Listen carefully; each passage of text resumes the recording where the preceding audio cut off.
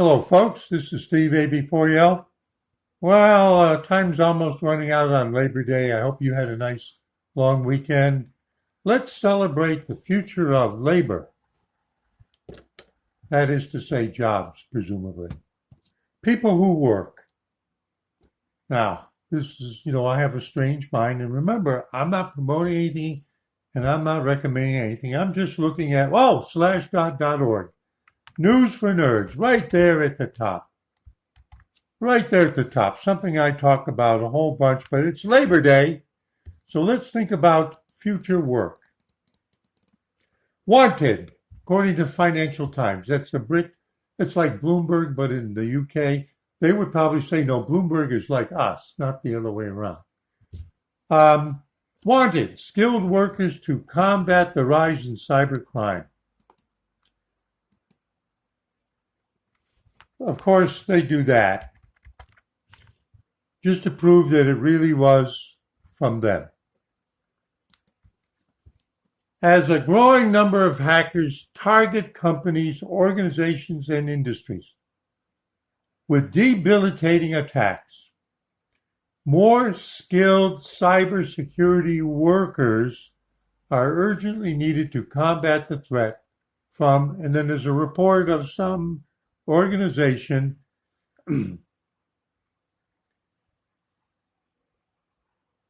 This shortfall is felt more acutely in countries like India where digitization is rapid.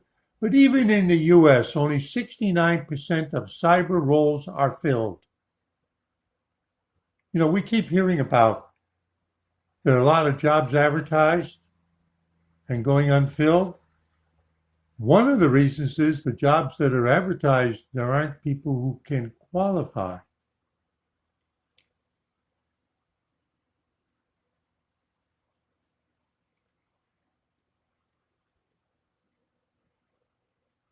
A UK government report this year found that 50% of UK businesses, some 739,000 in total, have a basic cyber skills gap, meaning that those in charge of cybersecurity lack the confidence to carry out the technical measures that protect against the most common digital attacks.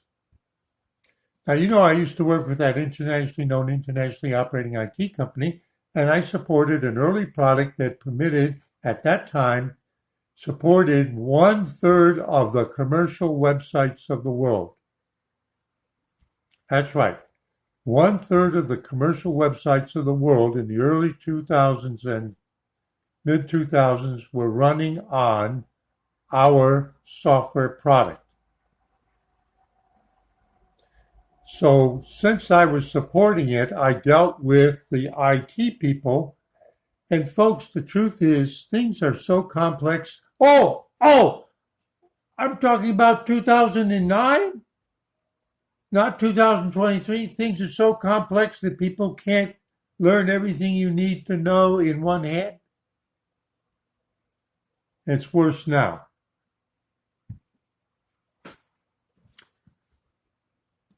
So let's celebrate. Bleeping Computer. I go to Bleeping Computer every day. What are they talking about? Let's just look at the headlines they chose. Are there any job opportunities here? Or maybe these companies weren't able to find the people they needed, and so, FreeCycle confirms, it's a company, FreeCycle, an online forum dedicated to exchanging used items rather than trashing them, confirmed a massive data breach that affected more than 7 million users.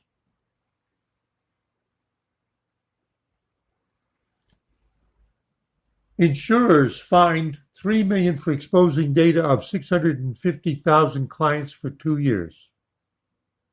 Oh, this was in Sweden. The Swedish Authority for Privacy Protection has fined Trygg Hansa 35 million Swedish krona, $3 million for exposing. That's apparently where you just log in and people the hackers ran away with all the data.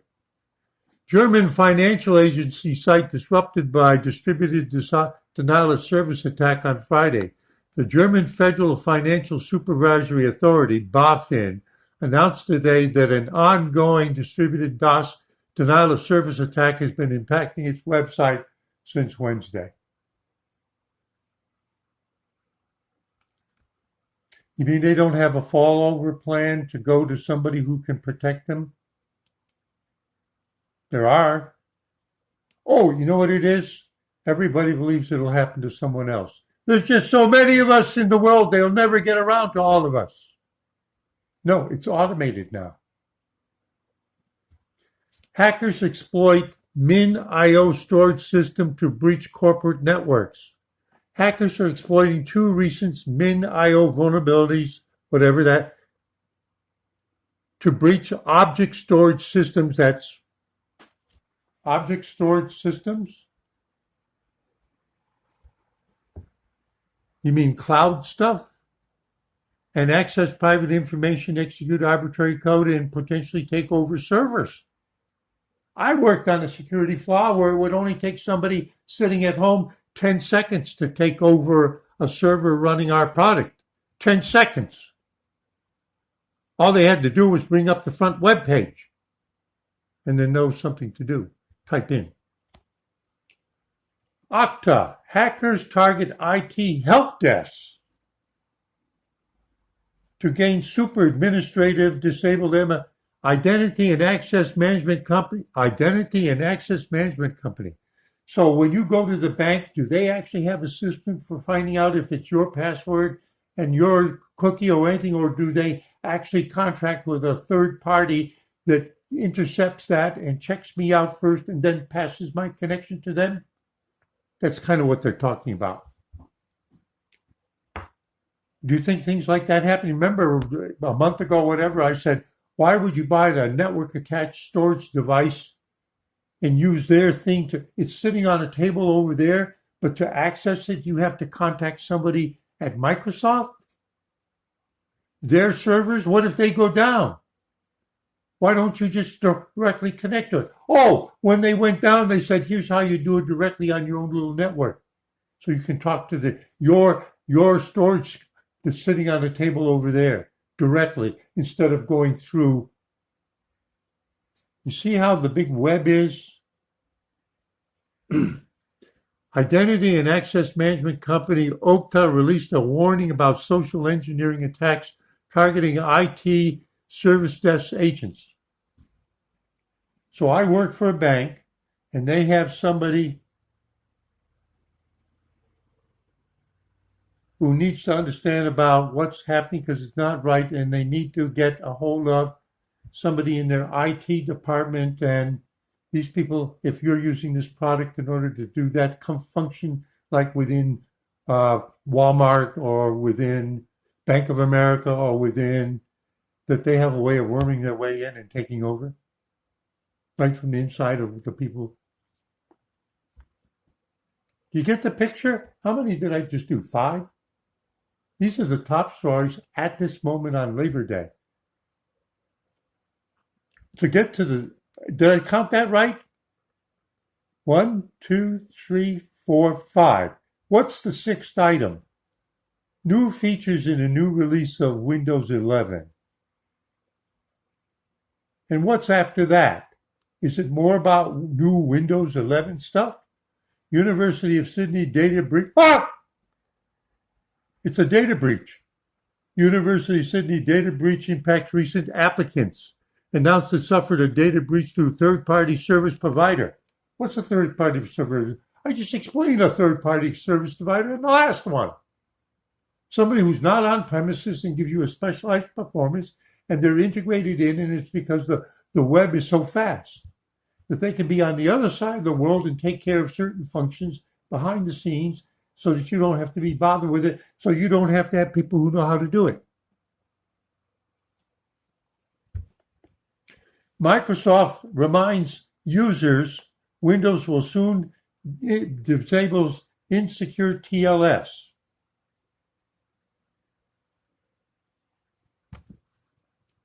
When I was still working,